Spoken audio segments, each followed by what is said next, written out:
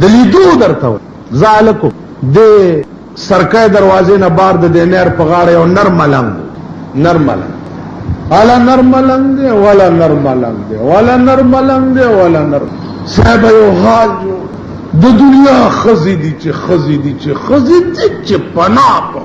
مونږ بملا چلاړو چې دنه نه وته هغه وخت زده 12 کالو چې نه وته نر ملنګ په کرسۍ ناشته او سمړ دی او زبم ور پسې زما یوې خزی په دې ګوډه سری خېده او بلې خزی په دې ګوډه سری او خزو په ځان باندې حال راوسته دا کوي او د داسې د گریوان کې دواړه لاسونه ورمنه نه ایستي دي یوې لم زړمږي او بلې لم دا قسم په خدای د لیدو درته دا د لیدو الک هغه نر ملنګو چلته په عثمانزو کې وډازولو نبیا نر ملنګو چې دلته راوړو مړی لازم بیا ورغلو چې ورلمنو دومره پړسېدل او چې په کټ کې نه زید تابع الغویر صاحب چې आवाज دیو کو چاله دلته څه چل بیا دا خزي ګور زما عزیزان خدای ته وګورئ کټولې دنیا ته زما आवाज نه رسیدا تاسو چې کوم راغلی داخله ګو بهشتي زیور والی بهشتي زیور یو کتاب دی د مولانا تھانوی رحمت الله علیه دا والی خزو ته پړاو کوي کاغی نشي پړاوله ته ورته پړاو کوي ته نشي په زوی ورته پړاو سو پړاو خزا وګورئ چې اغي ورته پړاو ټول ضرورت د دین په یو بهشتي زیور کې لیکلي دا خزو ته پړاو قرآن کې وقرنا فی بیوتکن دا آیات ورته روبا سي لاندې ورته ترجمه پړاو چې وخزو د خدای خاطر وکړي د خدای خاطر وکړي مزان غر کوي ممون غر خدای ته وګورئ زما دې په خدای قسمی چې د چا خزه بربنده ګرځي د په خاون باندې د جنت بوی حرام دی بوی به د جنت اما حکومت چې ده حکومت متعلق خوب مګورئ چې د دې ملک حالات بګینه داسې شي چې مونږ بچرته د خیر دا خوب اغي سره صرف د ځانونو غم ده او د خپل بقا غم ده ورسره کله دا ملک په یو ورځ کې ټیک کې دی په یو ورځ چې د ملک قانون قرآن شو په صحیح مانو کې تو وګوره چې بیا په قبر سو غلط حرکتو کی په زیارت کې سو غلط حرکتو کی یا خزا بے پردے د کورا باروزی تو کرانه وته نوراشی دا ګیره مې د سپی په متیازو د زیارتونو ته غارت لګم او دا د غوټ پیس کې پښلو چې مان بیا په زیارت کې سو کی یارانه مالګي کی دي او یارانه جاروګانې په چاومي تاسو خزی دی اعلان کوم چې خزه وګورئ بار په دې خپو کې پړی واچوي په سره کې که تاسو د دارو د پاره خزه بار لیدا په دې مخ په دې ملک قرآنی نظام خزه راوستل نه غواړي خزه ټول ملک غواړي خزه راوستل نه غواړي استاد اسمبلی منبران خزه دي او په قرآن کې د پردې تصور نشته دا خزه راته په اسمبلی کې کینولې دي چې په قرآن کې د پردې تصور نشته نو چې په اسمبلی کې خزه دا چغې وای ملک قانون اسمبلی به جوړای چې زمونږ د ملک اسمبلی دا ملک به اسلامي نظام راځي څنګه خچاکم مات ګټ کینولې دي او به چې دعا وکړو چې خدای پاک راولي دعا وکړو په دعاګانو دعا خو رسول الله کو دعا به هم کولا او توره به پلاس کې و د بل گردن به موالو پته شو دعاګانو نکېږي پته شو وظیفو او تسبو نکېږي او په لوی خلطو او په دغه نکېږي توره براله او میدان ته بروزه نو عزیزانو سو پورې چې د ملک قانون صحیح شوی نه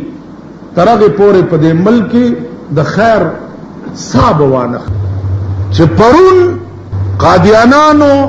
یو پمفلټ شایع کړي لاهور نه چاپ شوی دی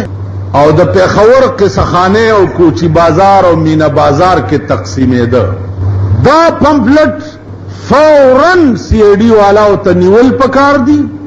او دا دی په 40 غنټو کې دننه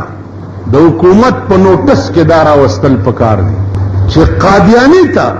په دې ملک دا جرأت څنګه وشو چې داغه پمفلټ دی په بازارونو کې تقسیمیږي دا جرأت دوی څنګه وکړو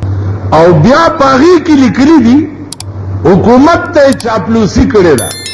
چې دا په مونږه فتوی چې لګولې دي دا کانګرسیانو مولیانو لګولې دي مونږه خی دا دیوبندیان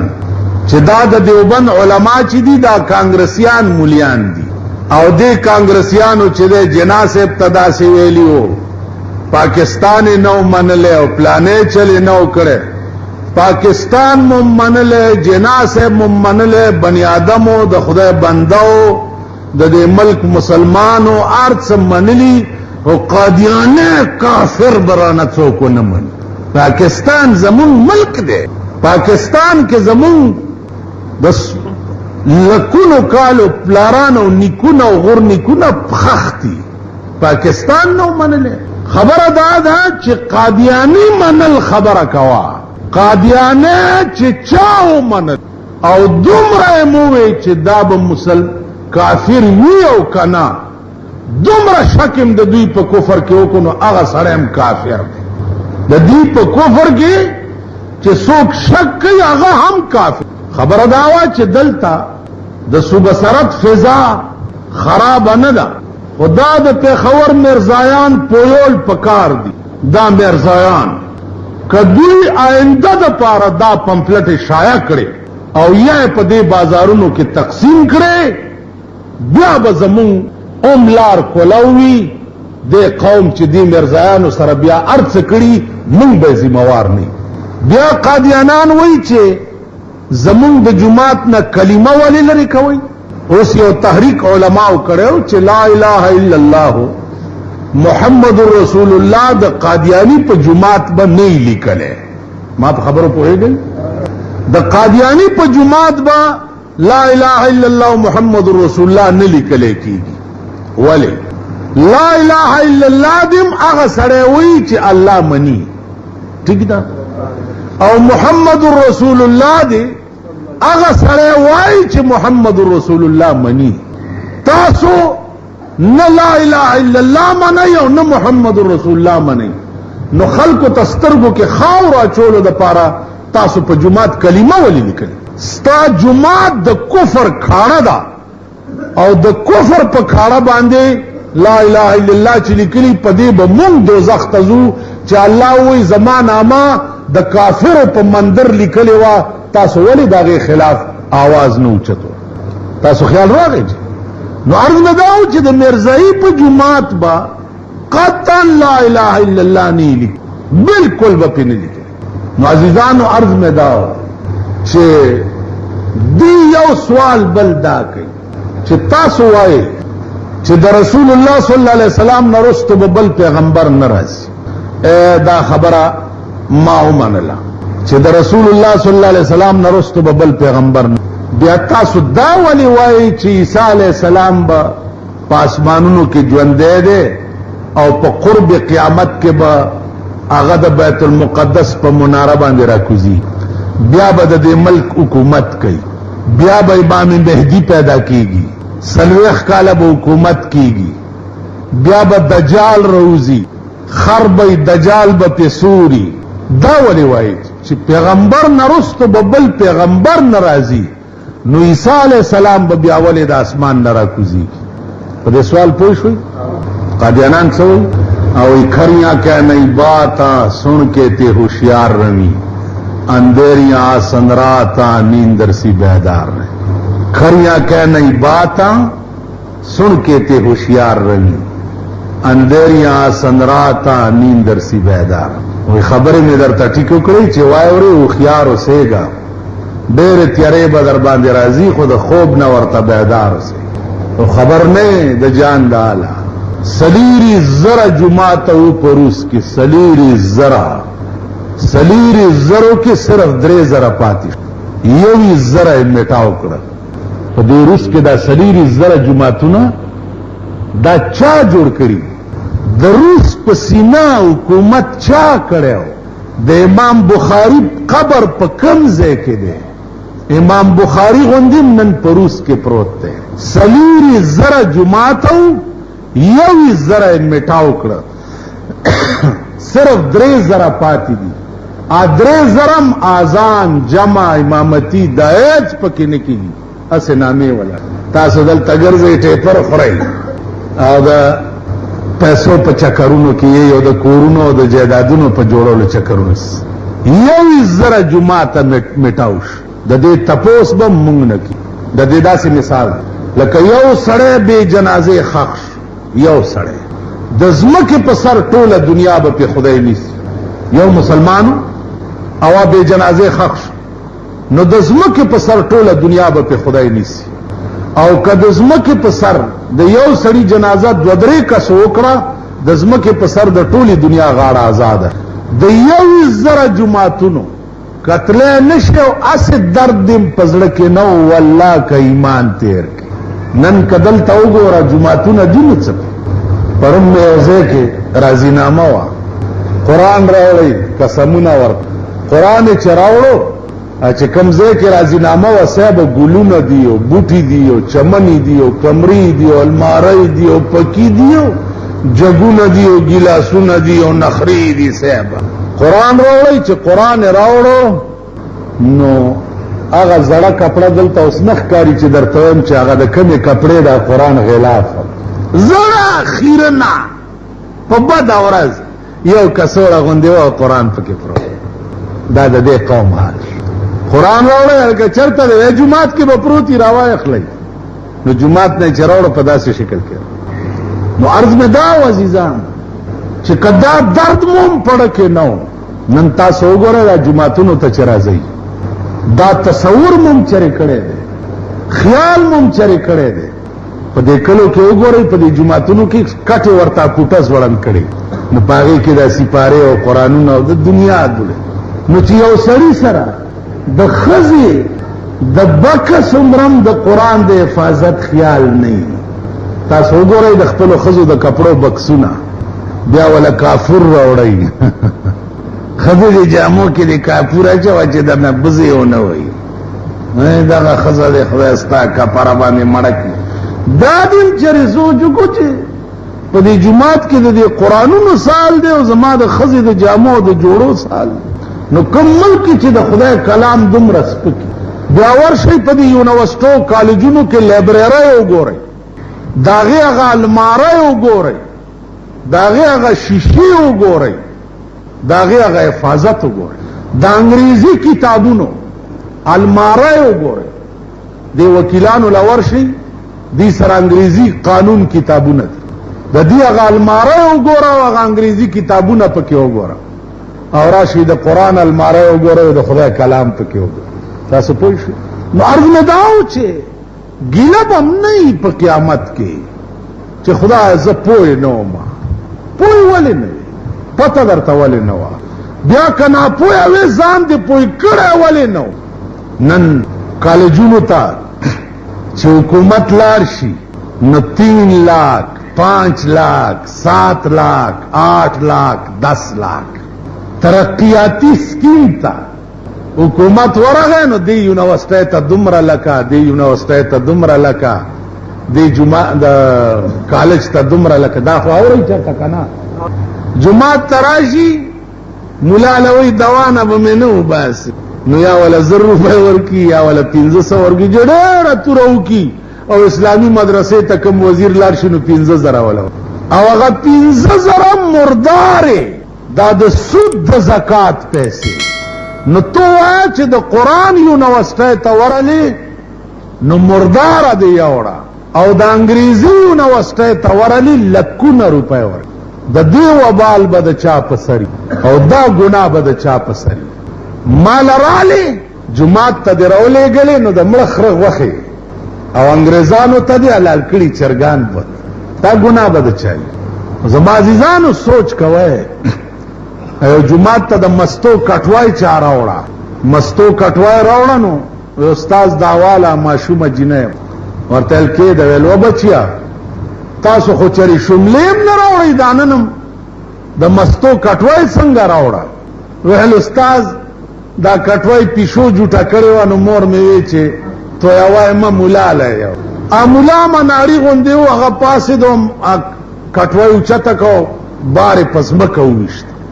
اجینای په جړاش جاړي جاړي مولا ورته وایي چې بیختي وزه خو یا چکه یا خوړلې یا توی کړې نو جاړي سره هغه ورته چکې پسې نه جاړم جنای وایي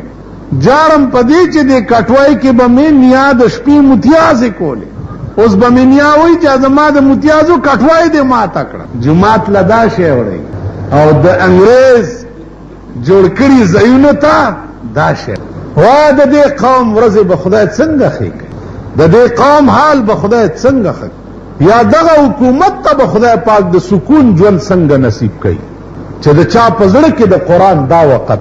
او د چا په زړه کې د قرآن دا قدر زما عزیزانو ملک به اعلی ملک کیږي